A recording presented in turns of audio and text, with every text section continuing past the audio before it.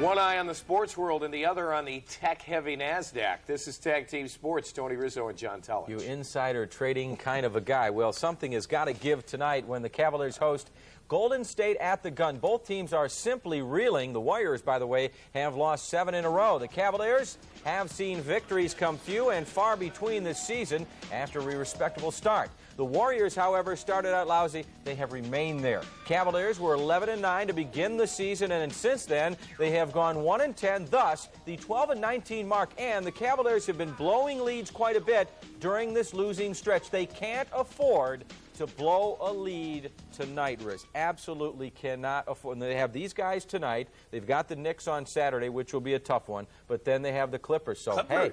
So it's a very good opportunity for them at least to win 2 out of 3, but they are really reeling at this point. But what they need is they need their go-to guy to step up. Their go-to guy is Shawn Kemp. The problem is Kemp isn't even in the darn game come the fourth quarter because he's always in foul trouble. Look, it's a mental thing with the Cavaliers, JT. Yeah. They're playing these teams tough until the fourth quarter, making those foolish mistakes. Their coach, Randy Whitman, has got to get them going. He really does. In fact, you know, you see the young Cavaliers take these huge leads, double-digit leads. It seems like it's become routine. They've got a huge lead, and they don't know how to keep it, and it's really damaging things quite a bit. Are you guaranteeing victory tonight? I will guarantee victory tonight. Guaranteed win night at the Gun. You got it, folks. All right, meanwhile, Doc Gooden thinks he can still pitch, and the Houston Astros are going to give him a chance to prove it. Houston signed Gooden to a minor league deal with a chance to win a spot in spring training. He was 3-4 with an ERA over 6 last season, but with the Indians, he said it was hard to get in a groove.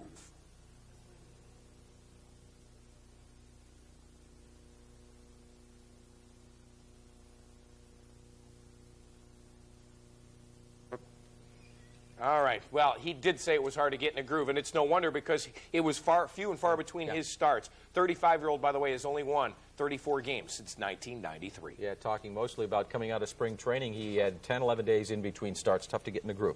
Good luck to him. Well, a few weeks back, Atlanta Braves reliever John Rocker showed his ignorance by making extremely insensitive remarks that insulted just about every ethnic group, minority under the sun. Baseball tried to figure out how to handle the blast of baloney by Rocker until now. And then today, baseball ordered Rocker to go through a psychological testing.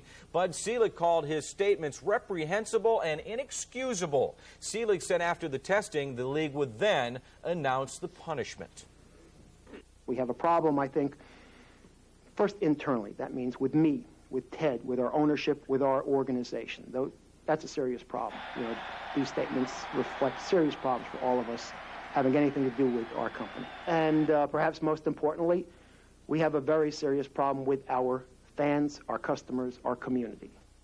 High-ranking official of the Atlanta Braves who has to answer to Ted Turner and so on and so forth up the corporate chain. That is Stan Kasten. You know something, Riz? I don't know what they're going to do punishment-wise with this guy. Bottom line is he's got to live with the fact that he is an insensitive man. Those remarks were just beyond comprehension. That alone is bad enough. Where did he grow up? I mean, how could he get as far along as he has with those kind of views, and we haven't found out about it in the past? That is really strange. And, yeah, he needs some help. There's no doubt about it. Absolutely does. Well, a pair of Ohio's hoop teams are heading to Illinois tonight to do some battle. That's right. Ohio State opens the Big Ten against the Fighting Illini tonight in Champaign. Buckeyes are an underdog. And Cleveland State is at Loyola of Chicago tonight. Then they are at Illinois, Chicago on Saturday. And finally tonight, on this day, back in 1994, it was the Why Me Nancy Kerrigan attack.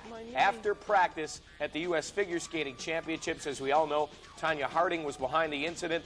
They say time heals all wounds, John, but I bet these two are not going to be having lunch anytime soon. In a bizarre way, it elevated the figure skating sport. More people paid more attention to it. And the bottom line was that, man, if you want to beat your competitor, do it on the ice. Don't do it with a tire iron. Don't forget, we got the World Championships coming up in just a couple of months right here in Cleveland, Ohio. Yeah, that'll be great. All right, thank you, guys. Are you the type that feels the need for speed? Well, you better beware. A new automotive invention could put your brakes on your fast-paced fun. A new car computer system in Britain monitors your driving by satellite, pinpointing your car's position within a meter.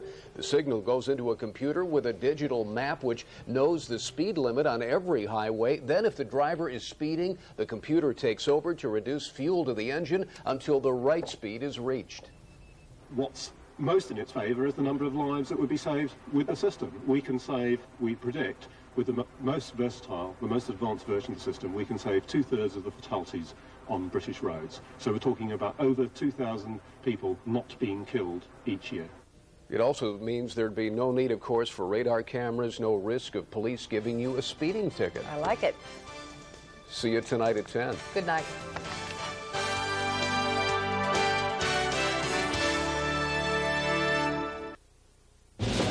You're watching Fox 8 News.